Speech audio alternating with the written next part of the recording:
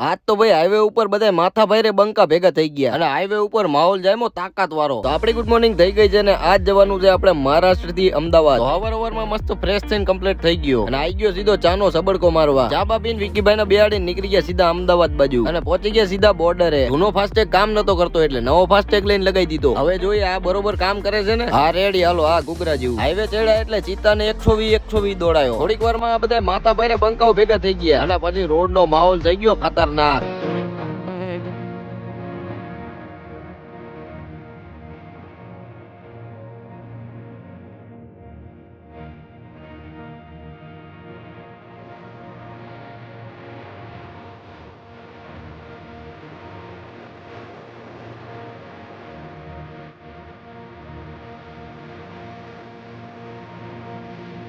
બધાય બંકાએ ફૂલ મોજ કાપી હો ભાઈ. એક ફોર્ચ્યુનર, 2 થાર ને 2 સ્વિફ્ટ જામો પડી ગયો. બધાય ઉભા રહીને મસ્ત વાતું કરી, એન્જોય કર્યો, મજા આવી. પછી આપણો જમવાનો ટાઈમ થઈ ગયો એટલે મસ્ત ઈ જ હોટલ માં જમી લીધું. ખાઈ પીને નીકળી ગયા આપણે આપણા રસ્તે અને પહોંચી ગયા સીધા વિકીભાઈ ના ઘરે. અને આ વિકીભાઈ જો ઊંડો એક સામાન લઈને આયલા. પછી ગોટુભાઈ મને મારા ઘરે મૂકવા આવ્યા. તો મળીએ હવે નેક્સ્ટ વ્લોગ માં. Bye bye.